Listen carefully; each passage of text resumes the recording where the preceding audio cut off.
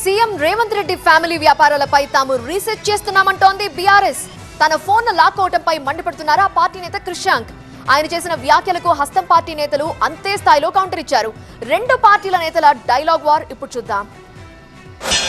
రేవంత్ రెడ్డి గారి కుటుంబానికి చెందిన వ్యక్తులు ఎవరైతే వ్యాపారాలు చేస్తున్నారో, దందాలు చేస్తున్నారో వాటి మీద మేము రీసెర్చ్ చేస్తున్నాము. ఆ రీసెర్చ్ మెటీరియల్ ఆ ఫోన్లో ఉన్నది. కాదా, వాస్తవం కాదా? రేవంత్ రెడ్డి గారు, మీ వియంకులు వారు ఎన్నో బ్యాంకుల నుంచి రుణాలు తీసుకొని ఎగవేత చేస్తే సిండికేట్ బ్యాంకు నీలామీ చేసింది, వాస్తవం కాదా?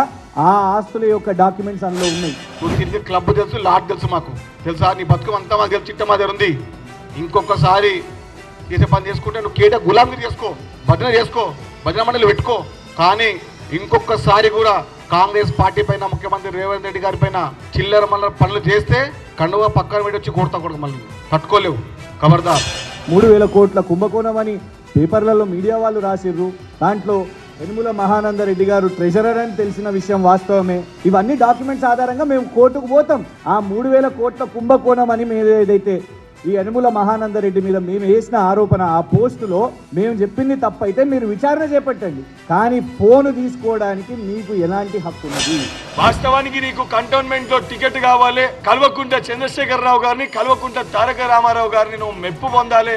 అవాస్తవాలని మరి అదే రకంగా ప్రచారం చేసుకోండి. కానీ ఏదైతే అనుములకి తేడా తెలియకుండా వ్యాఖ్యలు చేయొద్దని చెప్పి నేను వారికి చెప్తున్నాను.